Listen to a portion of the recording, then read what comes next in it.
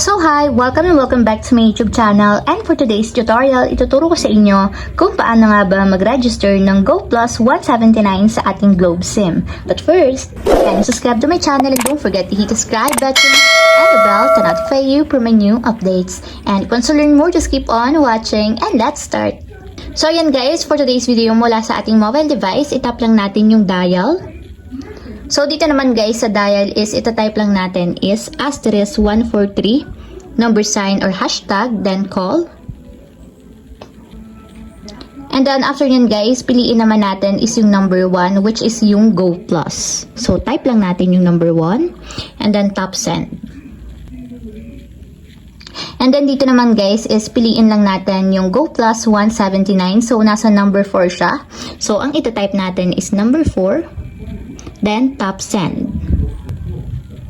And ayan guys, kung makikita nyo naman, ang nakapaloob sa ating GO+179 is a total of 24 GB para sa data, 8 GB para sa lahat ng sites, 16 GB naman, or 8 GB para sa app na pipiliin natin. Plus, only all net text to all networks. Valid naman siya guys for 15 days. So, wala siyang pang-call.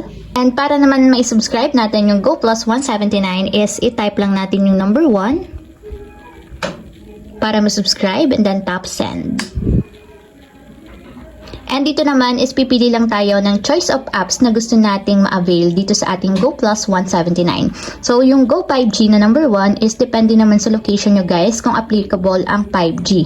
So yung Go Watch is para naman yan sa YouTube, TikTok, and then more on video. So, yung Go Share naman is nandun yung Facebook, Instagram, Messenger, WhatsApp, or iba pa. So, ang Go Play naman is para sa mga gaming, katulad ng Mobile Legends, Roblox, COD, at iba pa.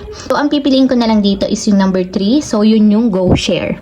So, type ko lang yung number 3, and then tap send. So, dito guys, ang nakalagay is, meron daw akong 8 GB para sa all sites, 8 GB naman para sa FB, TikTok, and more.